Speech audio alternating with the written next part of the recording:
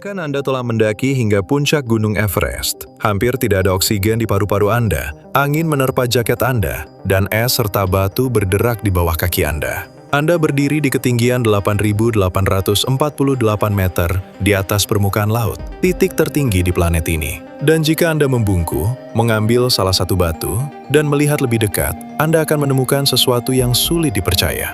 Batu itu akan berisi jejak cangkang kerang, trilobita yang telah menjadi fosil, fragmen bunga lili laut purba, jejak makhluk yang berenang di lautan dangkal dan hangat lebih dari 400 juta tahun yang lalu. Titik tertinggi di bumi dulunya adalah dasar laut. Bayangkan saja, gunung yang kita anggap sebagai simbol keabadian dan ketenangan dulunya terletak di bawah air, dan batunya menyimpan seluruh kisah tentang bagaimana ia bangkit dari dasar laut hingga menjadi puncak dunia. Tetapi sejarah Himalaya lebih dari sekedar mengangkat batu setinggi 8 km. Ini adalah kisah tentang bagaimana kelahiran satu pegunungan mengubah seluruh dunia. Dan saya tidak melebih-lebihkan. Menurut banyak ilmuwan, Himalaya bertanggung jawab atas segala hal, mulai dari kemunculan burung raksasa yang tidak bisa terbang di Madagaskar, hingga hilangnya hutan di Antartika, dari lahirnya gurun pasir yang luas, hingga munculnya stepa Amerika Utara, dari kepunahan kera Eropa, hingga ukuran kuda modern. Hari ini, kita akan menjelajahi bagaimana satu rangkaian pegunungan menulis ulang biografi seluruh planet. Dan di akhir episode ini, Anda akan melihat peta dunia dengan sudut pandang yang sama sekali berbeda. Bersiaplah, karena ini adalah kisah tentang bagaimana sebuah batu mengajarkan planet ini untuk bernapas dengan cara baru. Mari kita mulai dengan fakta bahwa Himalaya dulunya sama sekali tidak ada. 485 juta tahun yang lalu, selama periode Ordovisian, sebuah laut dangkal yang hangat membasuh tempat di mana Gunung Everest berdiri saat ini. Laut itu disebut Samudra Paleothetis dan merupakan dunia yang luas dan tenang yang dipenuhi kehidupan. Dasar lautnya dipenuhi Brachiopoda, makhluk seperti cangkang yang menyaring air untuk mencari makanan. Di antara mereka berayunlah lili laut, bukan bunga, tetapi hewan, kerabat bintang laut modern, yang menangkap partikel makanan dengan batang panjangnya. Berenang di air adalah Cephalopoda pertama, nenek moyang cumi-cumi dan gurita, serta ikan primitif tanpa rahang yang menyerupai kecebong pipih. Itu adalah dunia yang tenang dan bergerak lambat. Dan jika seseorang memberitahu penduduknya bahwa dalam 1,5 miliar tahun keturunan mereka, jika ada, akan mendapati diri mereka terkubur di bawah lapisan es 8 km di atas permukaan laut, mereka tentu tidak akan mengerti. Tetapi geologi tidak meminta pendapat penduduknya. Ini berhasil. Sekitar 250 juta tahun yang lalu, pada awal era Mesozoikum, samudra ini mulai menutup. Beberapa fragmen kecil kerak bumi, para ilmuwan menyebutnya mikrobenua, bertabrakan satu sama lain dan mulai mengangkat dasar lautnya. Secara bertahap, selama puluhan juta tahun, daratan muncul dari air, yang kemudian menjadi Tibet. Detail pasti dari proses ini masih diperdebatkan oleh para ahli geologi, tetapi hasil utamanya jelas. Pada akhir Mesozoikum, sebuah dataran tinggi telah muncul menggantikan samudra. Namun, drama sebenarnya belum terjadi, karena pemain baru perlahan namun pasti muncul di Cakrawala. Itu adalah anak benua India, dan ia bergerak ke utara. Bayangkan bumi pada masa itu sebagai papan catur, dengan bidak-bidaknya bergerak beberapa sentimeter per tahun. India adalah sebuah keajaiban. Ia bergerak dengan kecepatan yang luar biasa untuk sebuah lempeng tektonik, hingga 20 cm per tahun. Itu 2 hingga 3 kali lebih cepat daripada pergerakan lempeng lainnya saat ini. Untuk memberi Anda gambaran skalanya, dalam 100 juta tahun, India telah menempuh jarak sekitar 9.000 km. Jarak dari Antartika ke Khatulistiwa. Tidak ada lempeng lain dalam sejarah geologi planet ini yang telah menyelesaikan maraton seperti itu. Para ahli geofisika masih memperdebatkan mengapa ia berakselerasi begitu pesat. Beberapa percaya ada fragmen mantel yang sangat padat di bawahnya, yang menariknya ke bawah seperti jangkar pada rantai. Yang lain percaya bahwa hal itu dibantu oleh aliran mantel khusus, arus ke atas material panas dari jauh di dalam bumi yang mendorong lempeng dari bawah. Bagaimanapun, India meluncur melintasi Samudra Tethys kuno, langsung menuju Eurasia, dan tabrakan tidak dapat dihindari. Dan itu terjadi sekitar 55 juta tahun yang lalu, selama zaman Eosen. Dampak tabrakan itu bukanlah benturan seketika. Ketika dua lempeng benua bertabrakan, mereka tidak hanya bersentuhan dan berhenti. Mereka saling menekan dengan kekuatan yang tak terbayangkan. India tidak berhenti ketika mencapai Eurasia. Ia terus mendorong ke utara, mendorong tubuhnya di bawah lempeng Eurasia seperti baji di bawah pintu. Kerak bumi di lokasi tabrakan mulai hancur menjadi lipatan raksasa, terangkat, retak, dan meluncur ke dalam dirinya sendiri. Inilah Himalaya, tumpukan raksasa batuan hancur yang terus diangkat oleh India. Setiap tahun, India mendorong 4 hingga 5 cm ke Eurasia. Dan setiap tahun, Everest tumbuh sedikit lebih tinggi, beberapa milimeter. Tabrakan yang dimulai 55 juta tahun yang lalu, terus berlanjut hingga sekarang. Mari kita kembali ke kondisi tanah ini sebelum menjadi atap dunia. Sebelum tabrakan, daerah yang kemudian menjadi Himalaya ditutupi oleh hutan tropis, pohon ara, kayu besi, dan puluhan spesies lain yang saat ini hanya ditemukan di daerah panas dan lembab tumbuh di sana. Iklimnya hangat dan lembab, dan kehidupan berkembang pesat. Lebih jauh ke utara, di wilayah yang sekarang menjadi Asia Tengah, iklim kering telah terbentuk sejak pengangkatan Mesozoikum. Pada zaman Oligosen, 34 juta tahun yang lalu, hutan konifer dan tumbuhan lain yang beradaptasi dengan iklim yang lebih dingin sudah ada di sana. Hewan pengerat dan lagomorfa, nenek moyang kelinci dan pika modern, berkembang biak di wilayah ini karena mereka dapat mencerna vegetasi yang keras dan miskin nutrisi. Kemudian pegunungan mulai tumbuh dengan pesat. Dan disinilah segalanya menjadi menarik, karena ketika pegunungan mencapai ketinggian sekitar 4.000 meter, mereka berhenti menjadi sekedar penghalang di peta. Mereka menjadi mesin iklim. Masa udara hangat dan lembab, jenuh dengan uap air, terbentuk di atas Samudra Hindia pada musim panas. Angin mendorong uap air ini ke utara, menuju benua. Dan kemudian, Himalaya, yang menghalangi jalannya, melakukan apa yang akan dilakukan oleh pegunungan sebesar itu. Mereka memaksa udara untuk naik. Dan ketika udara naik, ia mengembang dan mendingin. Dan ketika mendingin, air di dalamnya mengembun dan jatuh sebagai hujan. Jadi lereng selatan Himalaya menjadi mesin air alami raksasa. Udara tiba dalam keadaan basah dan pergi dalam keadaan kering. Dan semua air tetap berada di lereng selatan dalam bentuk monsun yang sangat dahsyat. Kota Cherrapunji, India, di lereng selatan Himalaya, menerima rata-rata 11 meter curah hujan per tahun. Sebanyak curah hujan yang diterima Moskow dalam 17 tahun. Tahun-tahun rekor telah membawa hingga 26 meter curah hujan. Ini adalah tempat terbasah di planet ini, dan statusnya tersebut disebabkan oleh letak geografisnya.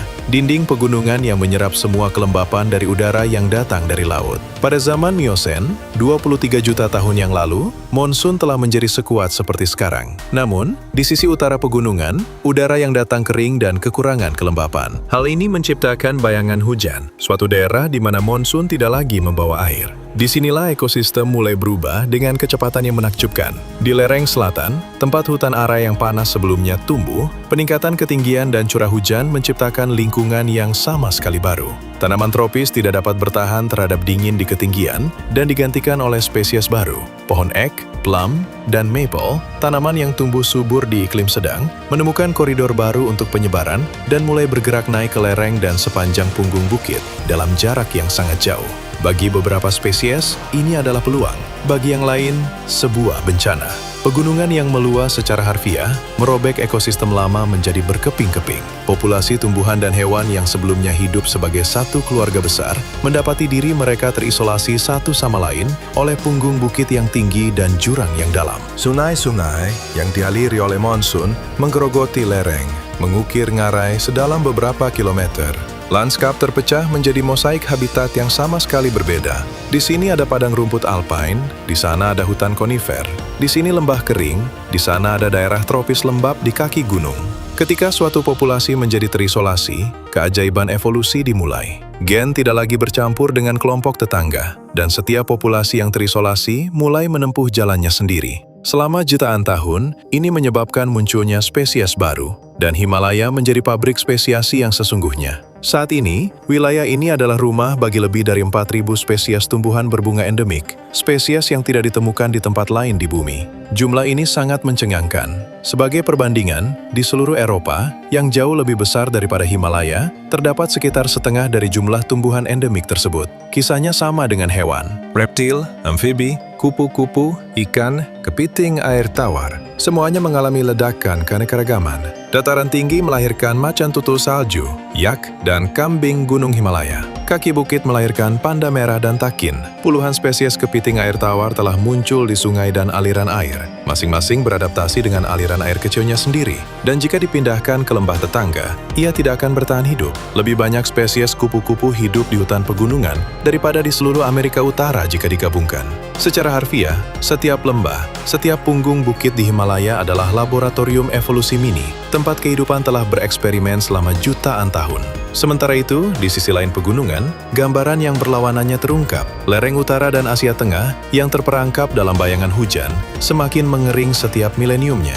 Air, yang sebelumnya entah bagaimana mencapai daerah-daerah ini, kini tetap berada di sisi selatan pegunungan. Dan begitulah awal mula lahirnya gurun-gurun besar. Tak lamakan, Gobi. Gurun-gurun ini sebagian besar berutang keberadaannya kepada Himalaya. Gurun Gobi saat ini membentang seluas 1,5 juta kilometer persegi, dan suhu musim dinginnya turun hingga minus 40 derajat Celcius. Ini adalah salah satu wilayah terkeras di planet ini, dan keberadaannya sebagian besar karena pegunungan di selatan menyerap semua air. Tetapi gurun-gurun itu juga tidak mati. Di tempat hutan tropis gagal, spesialisnya sendiri berkembang. Kalajengking misalnya, mengalami ledakan evolusi yang sesungguhnya pada zaman Miosen, dan hingga saat ini tetap menjadi salah satu penghuni paling sukses di tanah kering ini. Tepuk tangan untuk kalajengking. Sama seperti tanaman gurun, saksal, wormwood, dan saltwort yang telah belajar untuk bertahan hidup di tempat yang hampir tidak ada yang tumbuh. Jadi, bentang alam Asia telah berubah. Tetapi jika pengaruh Himalaya terbatas pada hal ini, kita tidak akan membicarakannya sebagai faktor yang mengubah dunia. Namun kenyataannya, kita membicarakannya karena ada hipotesis yang menghubungkan kemunculan Himalaya dengan perubahan iklim global di seluruh planet. Dan jika hipotesis ini benar, dan banyak bukti yang mendukungnya, maka pegunungan ini mengubah kehidupan tidak hanya di Asia, tetapi juga di Antartika, Afrika, Amerika Utara, dan tempat lain. Untuk memahami bagaimana hal ini bekerja, kita perlu kembali ke 55 juta tahun yang lalu, ke zaman Eosen. Dunia saat itu benar-benar berbeda. Planet ini mengalami optimum iklim Eosen, era iklim hangat, lembab, dan merata di seluruh bumi. Kutub-kutub bebas dari es, hutan tumbuh di Antartika, buaya berenang di Arktik, dinosaurus telah punah, tetapi dunia adalah rumah kaca yang hangat dan nyaman. Kemudian, secara bertahap namun tak terhindarkan, dunia mulai mendingin. Pada zaman Miosen, 23 juta tahun yang lalu, suhu telah turun secara signifikan. Pada zaman Pliosen, 5 juta tahun yang lalu, zaman es telah dimulai. Arktik tertutup es, Antartika membeku sepenuhnya, dan para ilmuwan menghubungkan proses pendinginan global ini dengan penurunan konsentrasi karbon dioksida di atmosfer. Lebih sedikit karbon dioksida berarti efek rumah kaca yang lebih lemah, yang berarti planet yang lebih dingin. Hanya ada satu pertanyaan, kemana semua karbon dioksida ini pergi? Maka, pada akhir tahun 1980-an, ahli ekologi Amerika Maureen Raymo dan ilmuwan planet William Rudiman mengusulkan hipotesis yang terdengar revolusioner pada saat itu. Mereka mengatakan bahwa Himalaya telah menyerap karbon dioksida, atau lebih tepatnya, bukan pegunungan itu sendiri, tetapi proses penghancurannya. Kedengarannya aneh. Bagaimana gunung dapat menyerap karbon dioksida? Ini melibatkan sedikit kimia, tetapi jangan khawatir, ini sangat menarik. Ketika setetes air hujan terbentuk di atmosfer, ia memerangkap sedikit karbon dioksida. Gas tersebut larut dalam air dan berubah menjadi asam karbonat, asam yang sangat lemah tetapi cukup reaktif. Tetesan yang sedikit asam ini kemudian jatuh ke tanah. Jika mendarat di atas batu, terutama pada jenis batuan silika tertentu, ia bereaksi secara kimiawi dengannya. Batuan perlahan mulai larut. Karbon dioksida dalam tetesan bergabung dengan ion dalam batuan dan berubah menjadi bikarbonat, senyawa kimia yang mengalir ke sungai dan dari sana ke laut. Di laut, bikarbonat ini diserap oleh diatom, moluska, dan makhluk lain dengan cangkang, kerang, atau karapas. Mereka menggunakannya untuk membangun rumah kalsium mereka. Ketika mereka mati, mereka tenggelam ke dasar dan secara bertahap berubah menjadi batu kapur. Karbon tersebut terkunci di dalam batuan selama ratusan juta tahun. Proses ini disebut pelapukan kimia dan telah berlangsung di planet ini selama miliaran tahun, secara bertahap menghilangkan karbon dioksida dari atmosfer. Biasanya, proses ini diimbangi oleh faktor-faktor lain. Gunung berapi meletus dan melepaskan karbon dioksida kembali ke atmosfer. Lempeng tektonik bergeser, mengekspos batuan baru. Keseimbangan dipertahankan dan iklim tetap relatif stabil. Tetapi Himalaya, menurut Raymo dan Rudiman, mengganggu keseimbangan ini.